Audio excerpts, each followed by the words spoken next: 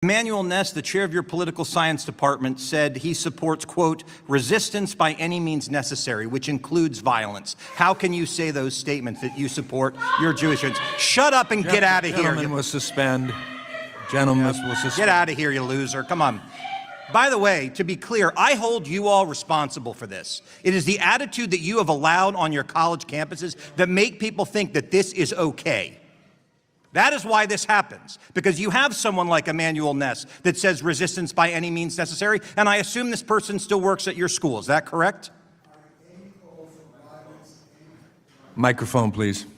Any call for violence against Jewish members of our community is entirely unacceptable. So why does this person still work there? Any individual or faculty that has a complaint of breaking our rules, we will investigate them and take the appropriate disciplinary action if warranted. Corinna Mullen at John Jay College said, after October 7th, the right of Palestinian armed resistance is just, and just last month was filmed chanting, up, up, up with freedom, down, down, down with Zionist scum. This is a professor that teaches your Jewish students. How can you say you have an unwavering zero tolerance policy when this person teaches at your school? Again, I believe that that faculty member is no longer teaching with the university.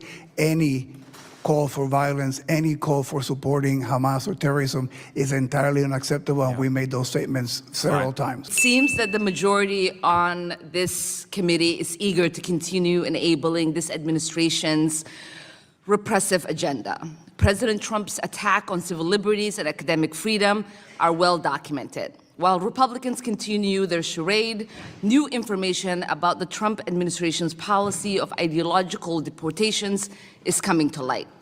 Last week, a senior ICE official testified in court that the agency is using the website Canary Mission to target students for deportation.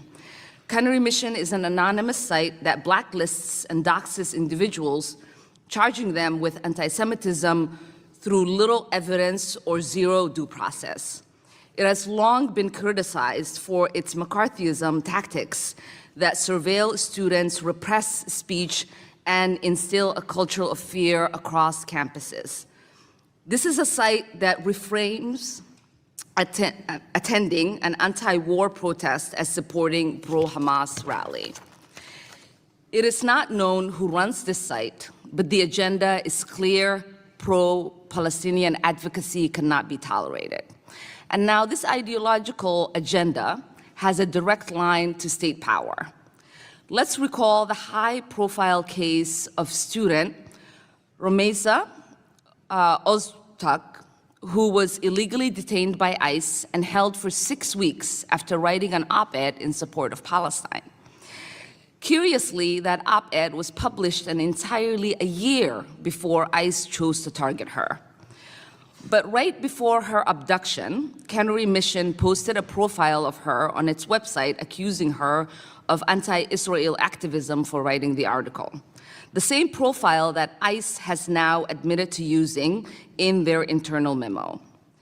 In a matter of weeks, she was picked up and her student status was terminated. Canary Mission loudly claimed credit for her detention, and it seems that credit was earned. This shameless authoritarian display of weaponizing a blacklist to crack down on political speech and detain academics is a page directly out of the McCarthy playbook. President Cropes, Chancellor Rodriguez, and Chancellor Lyon, this question is for the three of you. In the light of these escalations, with students facing detention, deportation in retaliation for their clearly protected speech, how are your campuses protecting students who are exercising their First Amendment rights? We have free speech policies that are crystal clear, and in fact, we've clarified them over time to permit speech. We don't permit any violence with regard to the promotion of any particular viewpoint, and we try to act on violations of those policies quickly and fairly.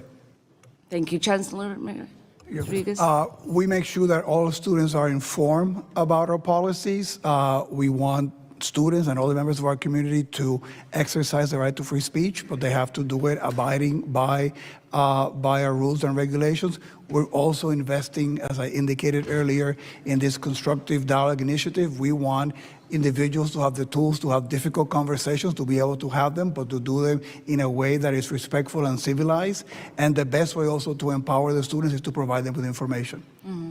Chancellor Lyons? We are supporting with education and training over 30 anti-bias initiatives to make sure that students can see into these issues more deeply. New curriculum, like what I mentioned earlier, a course like openness to opposing views, sharpening where the no tolerance lines are, which was very, very helpful, I believe, for the students to feel like they could safely express their free speech rights. And at what stage, to the three of you, again, will you intervene when students are being doxxed? We've seen fans in front of your campuses with students being doxxed. Well, at Berkeley, the question there is if a doxing or other discrimination or harassment event would be reported, and we would follow it up with an investigation and make a decision. And we have a webpage that we indicate to members of the community as a resource for the different things that can be done if someone is a subject of doxing. Reports of doxing are acted on quite quickly and investigated. Appreciate that. Thank you, and I yield back.